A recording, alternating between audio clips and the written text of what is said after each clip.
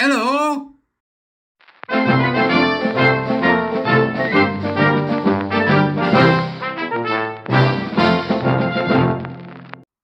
Beep, beep, beep, beep, beep, beep, beep, beep, beep, beep. Welcome to the court of the Edijester. How are we all this morning? Let's talk education. Have you got your thinking caps on? Because I have for you an article that goes with today's video. We need to do some thinking. So I thought I'd do the article with some links and things in. I've still got a bit of a bad throat, so forgive me. With links and things. So you can have a look and see exactly what's going on, right? Because I have a challenge. I've been challenged. No, I'm a simple man with simple needs. A nice cup of tea, a decent whiskey, a good film, and a fine roast are generally things that will make me happy.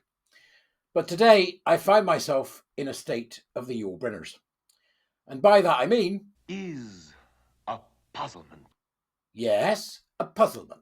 I have a puzzlement. Now, you know as well as I do that there's a curriculum rewrite coming up and that I've had concerns about the people involved in the curriculum rewrite because of their leanings, shall we say, towards the theories of the queer and trans and critical race theory and gender and intersectionality and all the stuff that I rail against, right?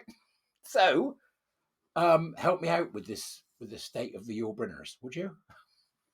And let me know what you think by having a read of the article and listening to my gabbing. Now, the individual that's responsible, right, running the show sort of thing, for this curriculum rewrite is a woman called Professor Becky Francis, who is a CBE. Now, I thought, right, if she's going to be involved in writing the curriculum, I'm going to take a look and see what she's been up to in the past. So I did, and I was most displeased with what I found. Waffle about gender, waffle about, the usual social constructionist nonsense. But she's one smart cookie, I can tell you that now, right? But I have to ask myself, because I've looked at her work and going back in time, as you'll see in the article, has she had some kind of epiphany? Has she seen the light? Because I've seen the interim report for what the curriculum rewrite is about, and there's nothing wrong with it. It upholds meritocracy. It's strong in knowledge. There is so I'm reading it. I'm going, hang on, does not compute, which hence me having a bit of the Yule Brinners. It's a puzzlement. So I've read and looked at her work over the past 20 years or so. Much of it is about social justice, which is worrying in itself. But her main aim and her main sort of views seem to be around inclusion. Now, her and I do differ on this. I'm not a believer in inclusion in schools. I'm a believer in exclusion in schools because I want meritocracy. Whereas I imagine Becky is more looking at how do we get everybody included in schools. Well, you can't have inclusivity for all, because you can't have excellence and ambition and inclusivity for all, because you have to deal with those that get in the way of excellence and ambition, don't you, Becky? On that one fundamental thing, we seem to disagree. But looking back at her history and some of the work she's done in collaboration with other academics, it's worrying to find that she recognizes LGBTIQ as something that's real. It's worrying that she says that teachers who are transgender are being bullied. Well, there shouldn't be transgender teachers, Becky. If you don't understand that, you're not dealing in the real world. But yet that was 2015. I read the curriculum interim report and I get a case of the Yule Brinners. I simply can't find anything wrong with it. Minor questions I would have. But I do have major questions about her past and exactly whether or not she's had some kind of epiphany. So I need you to help me out, right? Go and read the article.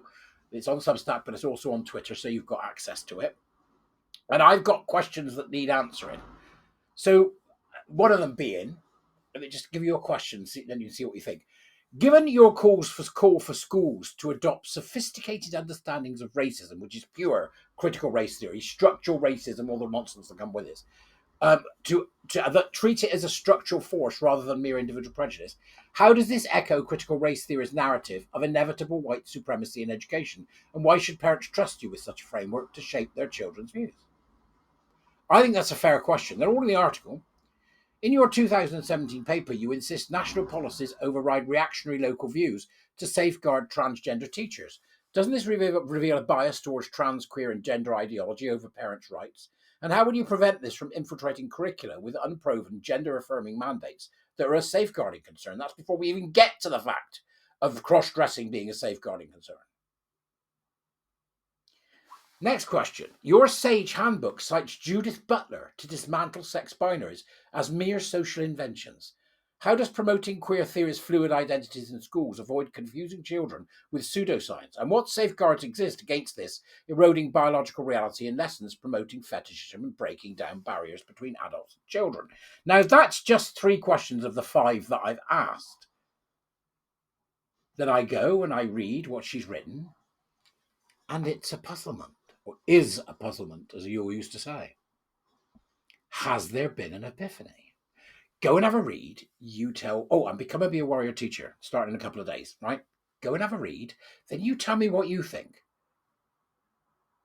Because it may be that her historical work is not influencing her current work on the curriculum, and I sincerely hope so. I'll be watching very, very closely for the inclusion of behaviorist techniques, of queer theory, of critical race theory, any critical justice input, any idea of social justice in the curriculum is a no-no.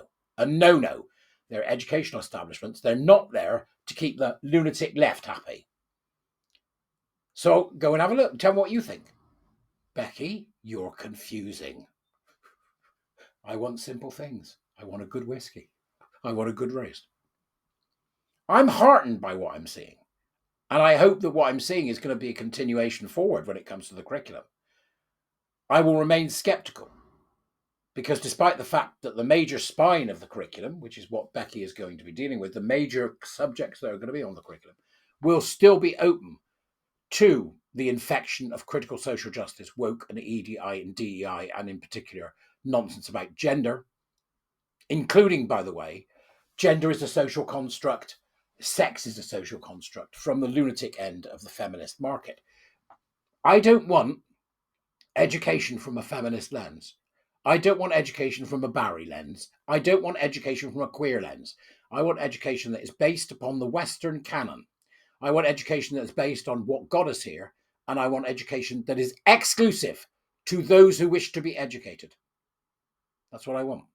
Because I think meritocracy, intelligence, talent, and excellence are where it's at. And if we dilute that, we're in real trouble. But more on that tomorrow in my next video, where I will dissect another troubling issue that's going to affect secondary schools. Thank you very much for watching. As always, a pleasure.